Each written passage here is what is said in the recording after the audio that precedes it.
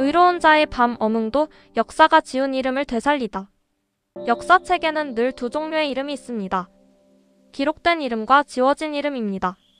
왕의 이름, 장군의 이름, 승리한 자의 이름은 수백 년이 지나도 선명하게 남습니다.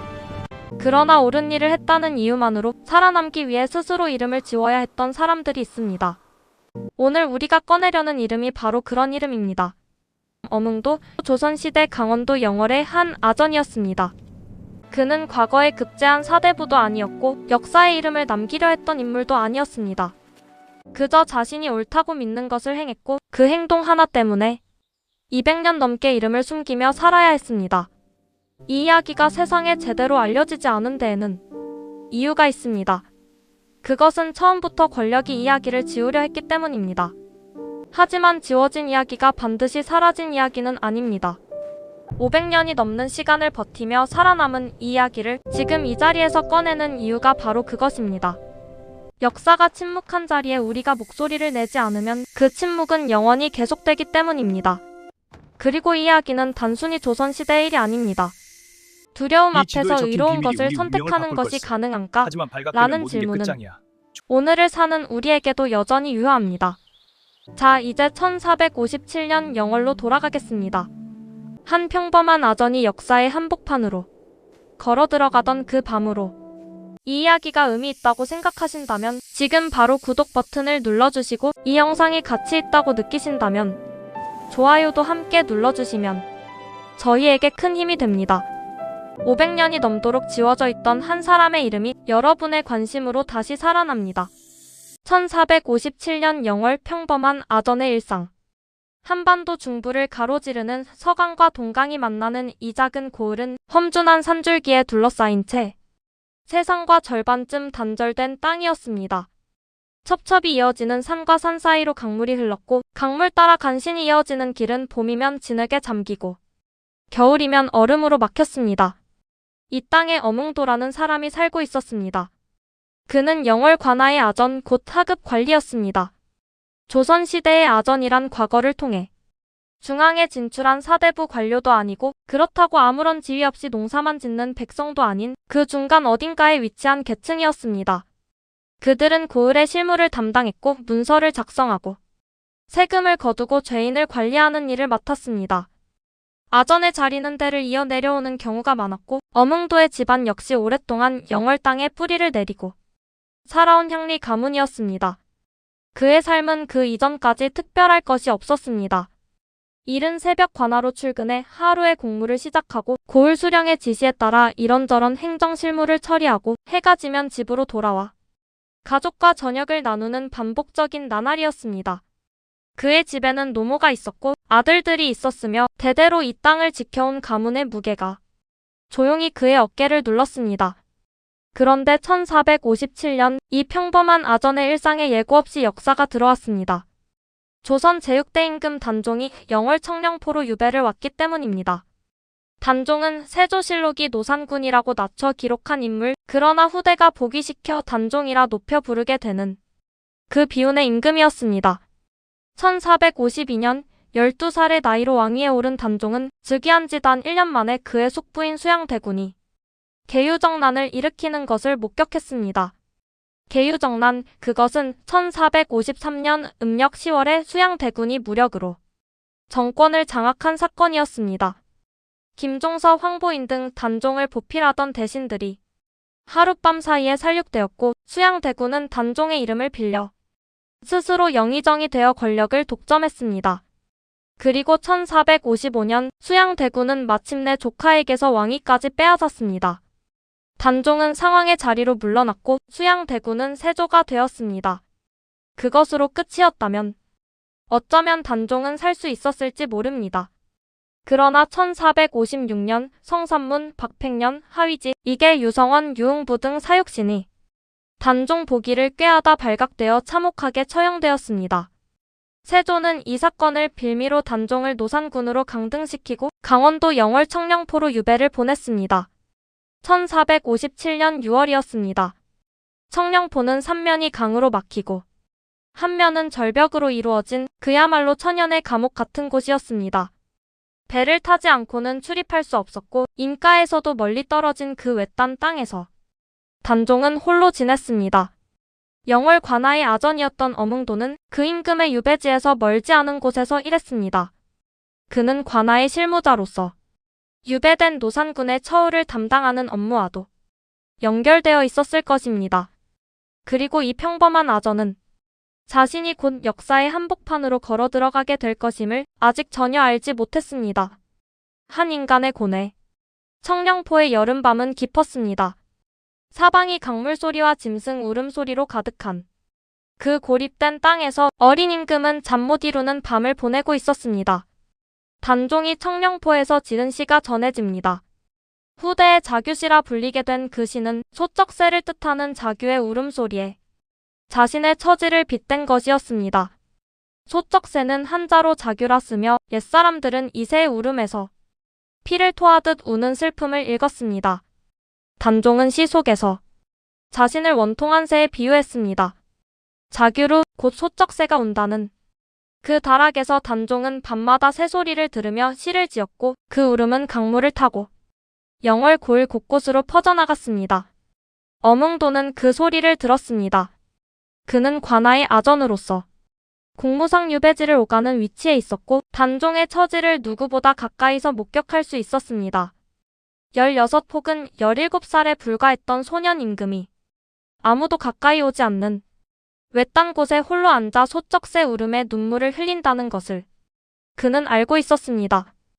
역사의 기록은 어몽도가 단종의 처소를 몰래 찾아가 문안을 드렸다고 전합니다. 금지된 일이었습니다. 유배된 왕족에게 함부로 접근하는 것은 역모에 연루될 수 있는 위험한 행동이었고 세조 정권은 노산군을 향한 어떠한 동정도 엄격히 금지하고 있었습니다. 하지만 어몽도는 갔습니다. 음식을 마련해 가져가기도 했다는 기록이 있으며 그가 단종 곁에서 위로의 말을 건넸다는 내용도 전해집니다. 그것은 단순한 연민이 아니었습니다. 어몽도의 행동 뒤에는 이 세상을 어떻게 살아야 하는가에 대한 깊은 물음이 자리하고 있었습니다. 조선을 세운 이념, 유교에서는 군신의 의리를 인간이 지켜야 할 가장 근본적인 도리 중 하나로 가르쳤습니다. 임금은 임금답고 신하는 신하답고 부모는 부모답고 자식은 자식다워야 한다는 정명의 가르침이 이 사회 전체를 떠받치는 기둥이었습니다. 그 가르침에 따르면 폐위된 임금이라 할지라도 한때 그를 섬겼던 자로서 그를 저버리는 것은 인간의 도리를 버리는 일이었습니다. 어몽도는 세조를 두려워했습니다. 그것은 의심할 여지가 없습니다. 당시 세조의 권력에 맞서는 것은 목숨을 내놓는 일이었습니다. 계유정난 이후 세조에게 저항한 수많은 인물들이 가혹한 처벌을 받았으며 그 가족들까지도 화를 당했습니다. 삼족을 멸한다는 말이 빈말이 아니었습니다. 그러나 어몽도는 그 두려움 너머에서 또 다른 무언가를 보고 있었습니다. 후대의 기록은 그가 이런 말을 했다고 전합니다. 의리는 사람이라면 누구나 취할 수 있는 것이다. 이 짧은 한마디 안에 어몽도의 세계관이 담겨 있습니다. 의리 곧 마땅히 해야 할 일을 행하는 것은 신분이 높고 낮음에 상관없이 인간이라면 누구나 선택할 수 있다는 것이었습니다. 그는 자신이 아전이라는 낮은 신분임을 알고 있었습니다. 과거에 합격한 대신도 아니고 사육신처럼 이름을 날린 사대부도 아닌 그저 고을의 하급 관리에 불과하다는 것을 누구보다 잘 알았습니다. 하지만 그는 생각했습니다. 의로운 일을 행하는 것이 신분의 문제인가 아니면 사람의 문제인가? 그 답이 그를 움직였습니다. 한밤중 강을 건넌 결단 1457년 음력 10월 단종에게 죽음의 명령이 내려졌습니다. 세조실록은 이 사건을 노산군이 졸했다는 짧은 기록으로 남겼습니다. 그러나 역사는 그 죽음의 경위를 복잡하게 전합니다. 일부 기록은 사약이 내려졌다고 하고 또 다른 기록은 직접적인 타살이었다고 전하며 자결이었다는 설도 존재합니다. 어찌 되었든 그 밤 영월에서 어린 임금은 숨을 거두었습니다. 그리고 아무도 그 시신을 거두지 않았습니다. 당시의 분위기를 이해해야 합니다. 세조 정권은 단종을 향한 어떠한 동정도 엄금했습니다. 노산군의 죽음에 슬퍼하는 것 자체가 위험한 일이었고 그 시신을 거둔다는 것은 반역에 가담하는 행위로 간주될 수 있었습니다. 기록에 따르면 엄중한 경고가 내려져 있었습니다. 단종의 시신을 거두는 자는 삼족을 멸하겠다는 것이었습니다. 삼족을 멸한다는 것은 그 사람 본인은 물론이고 부모와 형제, 자식과 그 자식들까지 모두 죽이겠다는 가장 극형 중의 극형이었습니다. 이 경고 앞에서 영월 고을 사람들은 모두 고개를 숙였습니다. 관리들도 백성들도 심지어 단종을 직접 가까이서 모셨던 이들조차 움직이지 못했습니다. 밤이 깊어갔습니다. 강물은 차갑게 흘렀고 어느 구석에도 그 죽음을 위한 손길이 없었습니다. 그때 어몽도는 결심을 굳혔습니다. 그는 집으로 돌아갔습니다. 그리고 그 결심을 가족에게 알렸습니다. 후대의 기록은 이 장면을 생생하게 전합니다. 가족들이 극렬히 만류했다고 합니다. 노모는 아들의 손을 붙잡고 가지 말라고 했을 것이며 아들들은 아버지가 가족 모두를 위험에 빠뜨린다고 호소했을 것입니다. 그것은 지극히 자연스러운 반응이었습니다. 삼족을 멸한다는 말은 이 집안에 있는 모든 사람의 목숨이 위험해진다는 뜻이었습니다. 노모의 목숨도 아들들의 목숨도 손자들의 목숨도 모두 걸린 문제였습니다. 어몽도는 가족의 말을 들었습니다. 그러나 그는 돌아서지 않았습니다. 기록에 따르면 그는 이렇게 말했다고 합니다. 의리는 사람이라면 누구나 취할 수 있는 것이다. 하지 않는 것이 문제이지 못하는 것이 아니다. 한밤중 어몽도는 강가로 나갔습니다. 영월의 강은 그 밤 분명 싸늘했을 것입니다. 음력 10월의 강원도는 이미 초겨울의 냉기가 깔려 있었고 강물은 뼛속까지 파고드는 차가움이었을 것입니다. 배를 구할 수 없었습니다. 또는 배를 구하는 것 자체가 증거를 남기는 일이었을 것입니다. 기록은 그가 나무 토막을 타고 강을 건넜다고 전합니다. 나무 토막이라는 표현에 주목해야 합니다. 정식 배도 아니고 뗏목을 제대로 만들 시간도 없었을 것이며 그저 강에서 찾아낸 나무 조각들에 의지해 차가운 물을 건넜다는 것입니다. 그것은 살아서 돌아올 것을 기약하지 않은 결단처럼 보입니다. 강을 건너는 그 순간 어몽도는 이미 세상 앞에 노출된 것이었습니다. 돌아오지 못할 수도 있었고 돌아온다 해도 그 행적이 발각되면 가족 모두 죽음을 면치 못할 것이었습니다. 그럼에도 그는 강을 건넜습니다. 그것이 어몽도라는 인물이 역사에 남은 단 하나의 이유이자 가장 근본적인 사실입니다. 버려진 시신과 절망의 현장. 강을 건넌 어몽도가 발견한 것은 처참한 광경이었습니다. 단종의 시신은 동강에 던져져 있었습니다. 왕의 시신이 강물에 버려진 채로 아무도 거두는 자 없이 그렇게 놓여 있었습니다. 이 장면을 기록한 사료들은 세부 내용에서 조금씩 차이를 보입니다. 어떤 기록은 단종이 사약을 받아 죽었다고 전하고 어떤 기록은 활줄로 목을 졸렸다고 전합니다. 또 다른 기록은 단종이 스스로 목숨을 끊었다고 적기도 합니다. 이 기록들의 차이는 단순한 오류가 아닙니다. 그것은 세조 정권이 단종의 죽음을 어떻게 처리했는지 그리고 후대가 그 죽음의 진실을 어떻게 복원하려 했는지에 대한 복잡한 역사적 맥락을 담고 있습니다. 세조실록은 단종의 죽음에 대해 극히 짧고 단편적인 기록만 남겼습니다. 정통성을 빼앗아 왕위에 오른 세조 입장에서 조카의 죽음을 상세히 기록하는 것은 자신의 행위를 정당화하기 어렵게 만드는 일이었을 것입니다. 그래서 기록은 지워졌고 지워진 자리에 침묵이 들어왔습니다. 그 침묵이 200년 넘게 이어졌습니다. 단종이 죽은 그 밤으로 돌아가 봅시다. 시신은 아무도 손대지 못한 채 강가에 놓여 있었습니다. 가장 비극적인 것은 그 죽음의 현장에 아무런 예식도 없었다는 사실입니다. 임금의 죽음이라면 응당 갖추어야 할 절차와 의례가 단 하나도 없었습니다. 시신을 염하고 수의를 입히는 일도 관에 앉지 않은 일도 제사를 지내는 일도 없었습니다. 그것이 당시 세조 정권이 단종에게 보낸 마지막 메시지였습니다. 너는 임금이 아니었다는 것, 그러니 임금으로서의 장래도 없다는 것이었습니다. 이 절망적인 상황 앞에서 영월의 모든 사람들은 고개를 돌렸습니다. 관아의 관리들은 보지 못한 척했습니다. 고을 백성들은 그곳을 지나다가도 눈길을 피했습니다. 삼족을 멸한다는 경고가 이 고을 전체에 공포로 드리워져 있었기 때문입니다. 강물은 계속 흘렀고 밤은 깊어졌으며 어린 임금의 시신은 아무런 존엄도 없이 그 자리에 있었습니다. 이것이 어몽도가 강을 건너 마주한 현실이었습니다. 그는 이 광경을 보며 무슨 생각을 했을까요? 기록은 그의 내면을 직접 전하지 않습니다. 하지만 그가 이 광경을 목격한 이후에도 발걸음을 돌리지 않았다는 사실이 그 내면을 충분히 증언하고 있습니다. 노루가 따뜻하게 만든 땅. 어몽도에게는 이제 두 가지 문제가 있었습니다. 시신을 담을 관이 없었고 시신을 묻을 땅을 찾아야 했습니다. 첫 번째 문제의 해결이 더욱 가슴 아픈 이유는 그 해결책이 어몽도 자신의 어머니를 위해 준비해 두었던 것이었기 때문입니다. 당시 사람들은 노모가 있을 경우 미리 관을 준비해 두는 풍습이 있었습니다. 언제 돌아가실지 모르는 어머니를 위해 미리 좋은 나무로 관을 만들어 두는 것은 효도의 일부였습니다. 어몽도에게도 그런 관이 있었습니다. 노모를 위해 정성 들여 마련해 둔 관이었습니다. 그는 그 관을 가져왔습니다.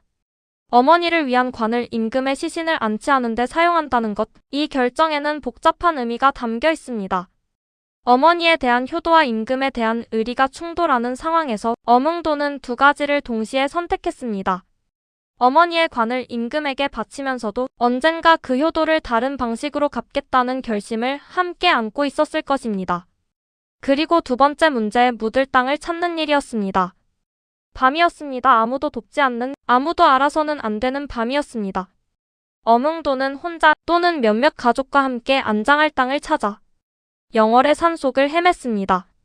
기록은 이 과정에서 기이한 일이 있었다고 전합니다. 노루 한 마리가 어떤 곳에 앉아 있었습니다. 겨울에 한기가 깔린 산속에서 노루가 오래 머물러 앉아있던 그 자리는 다른 곳보다 따뜻했습니다.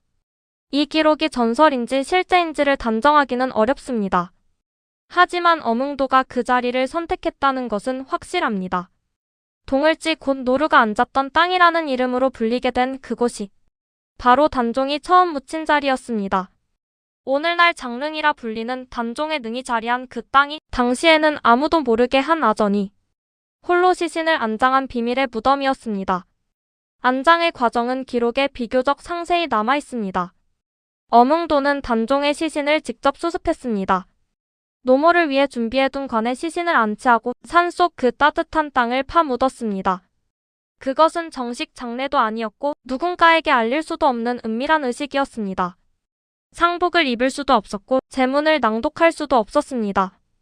굳이 비유하자면 그것은 세상이 외면한 죽음의 한 사람이 조용히 눈물을 닦아준 행위였습니다. 이 행위가 완료되는 순간 어몽도는 무언가를 알았을 것입니다. 이제 자신은 세조 정권에 대항한 사람이 되었다는 것을. 이 사실이 알려지는 순간 자신과 가족 모두 목숨을 잃게 된다는 것을. 그리고 그럼에도 후회는 없다는 것을. 200년의 은둔 지워진 이름. 안장을 마친 어몽도는 도망쳤습니다. 그것은 비겁함이 아니었습니다. 살아야만 비밀을 지킬 수 있었고 살아야만 이 사실을 언젠가 세상에 알릴 수 있었습니다. 어몽도가 취한 첫 번째 행동은 관직을 버리는 것이었습니다. 영월 아전으로서의 직위를 내려놓고 그는 영월을 떠났습니다. 그리고 아들들을 각각 다른 방향으로 흩어지게 했습니다. 한 지역에 모여 있으면 한꺼번에 발각될 수 있었습니다. 가족이 뿔뿔이 흩어져 각각 다른 고을에 숨어들어야 적어도 한 명이라도 살아남을 수 있다는 계산이었습니다. 그런데 어몽도 가문이 취한 은둔의 방법 중 가장 극단적인 것이 하나 더 있었습니다. 그것은 본관을 숨기는 것이었습니다. 조선시대의 본관, 즉 성씨의 본향은 그 사람의 정체성과 가문의 역사를 담은 가장 근본적인 표지였습니다. 어몽도의 후손들은 자신들이 어몽도의 자손이라는 사실을 드러낼 수 없었기 때문에 본관 자체를 다르게 속였습니다. 이것이 얼마나 철저한 은둔이었는지를 보여주는 대목입니다. 자신의 뿌리를 부정해야만 살 수 있었던 사람들. 그들은 조상의 이름을 입에 올리지 못하고 자신이 어디서 왔는지도 말할 수 없는 채로 살아야 했습니다. 이 상태가 무려 200년 넘게 이어졌습니다.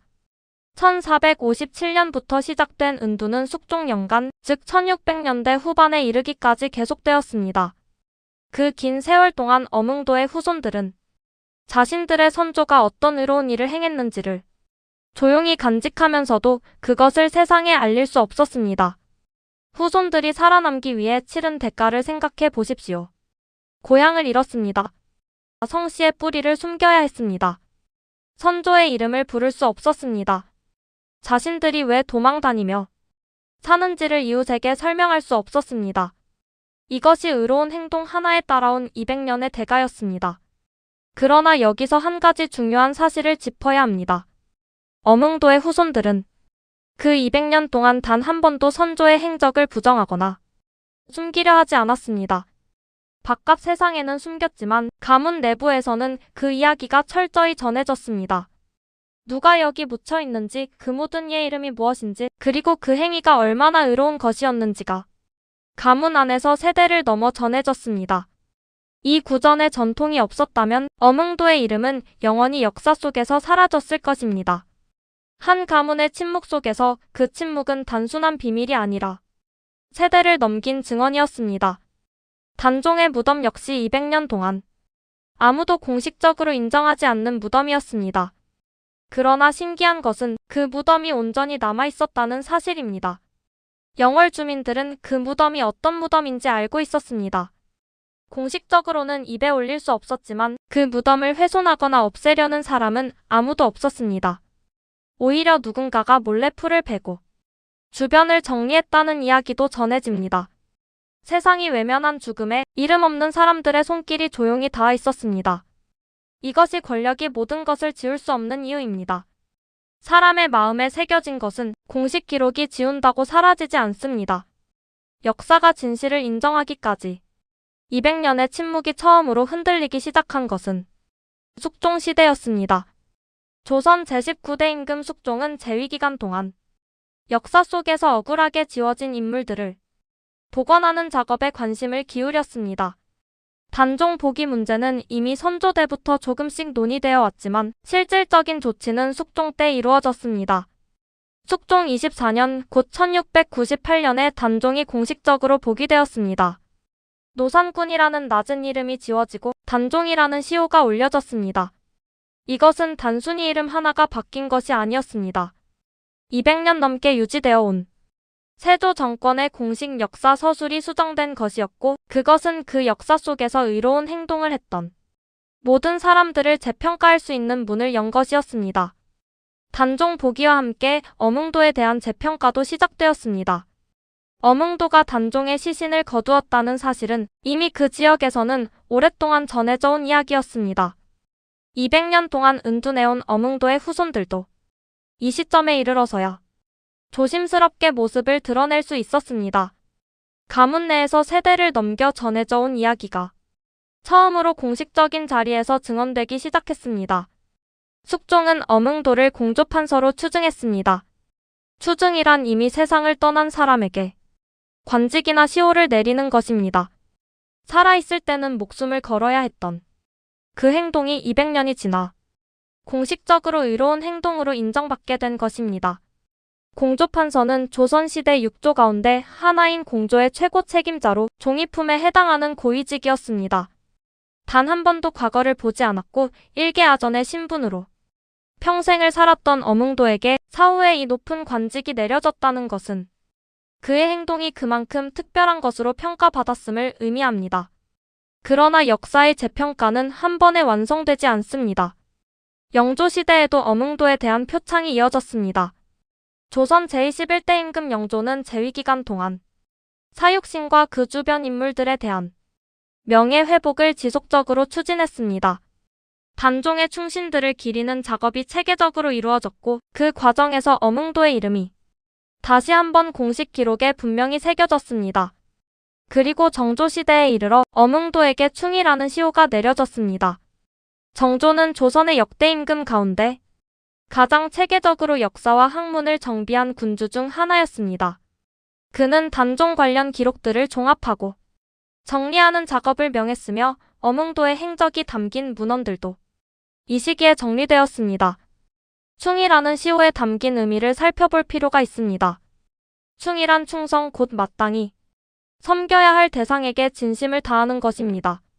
의란 의리 곧 인간으로서 마땅히 해야 할 옳은 일을 행하는 것입니다. 충의 이 두 글자는 어몽도가 한밤중 차가운 강물을 나무 토막에 의지해 건너던 그 순간에 이미 그의 가슴 속에 새겨져 있던 것이었습니다. 300년이 넘는 시간이 지나 역사는 비로소 그 이름을 불렀습니다. 영월에는 단종의 능인 장릉이 있습니다. 오늘날 장릉 경내에는 어몽도의 비석이 세워져 있습니다. 능을 지키는 배식단 곧 제사를 올리는 자리에 어몽도의 이름이 새겨져 있습니다. 임금의 무덤 곁에 그 임금의 시신을 거두었던 아전의 이름이 함께 새겨진 것입니다. 역사가 200년 만에 300년 만에 돌아와 이 이름을 찾아낸 것입니다.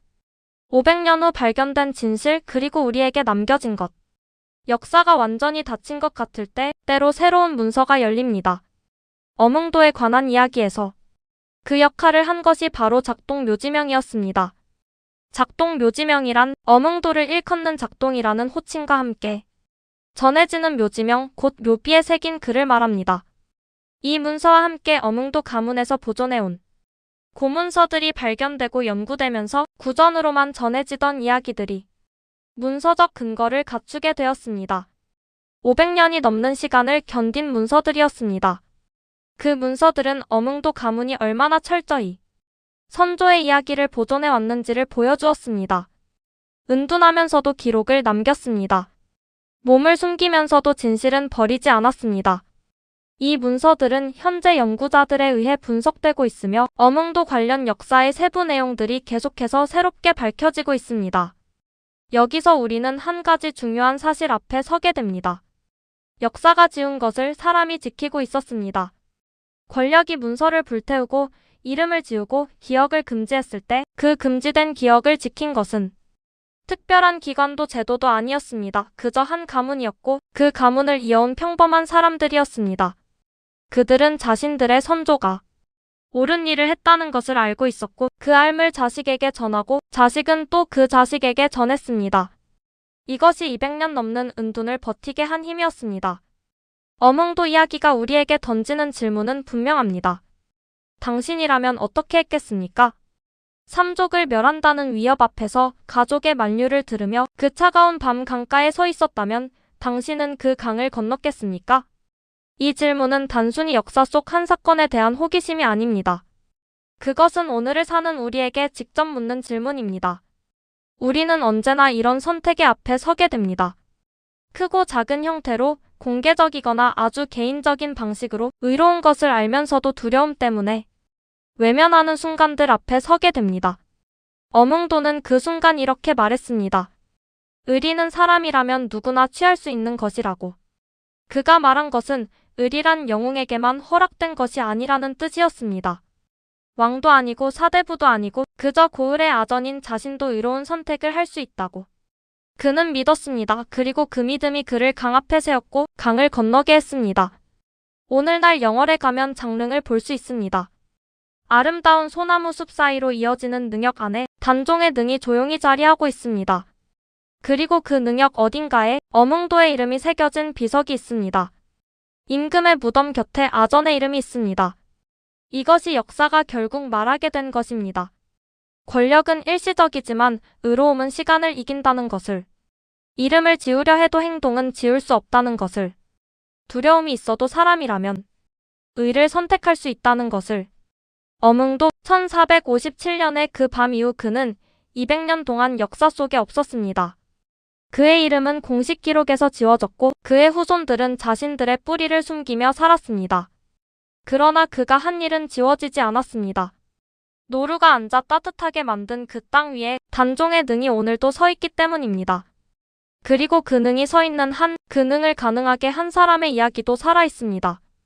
역사가 침묵할 때 사람이 말했고 역사가 잊을 때 사람이 기억했고 역사가 지울 때 사람이 지켰습니다. 어몽도의 이야기는 결국 역사란 무엇인가에 대한 이야기입니다. 기록된 것만이 역사가 아닙니다. 지켜진 것, 전해진 것, 그리고 끝내 살아남은 것이 진짜 역사입니다. 그리고 그 역사를 지키는 것은 언제나 이름 없는 평범한 사람들이었습니다.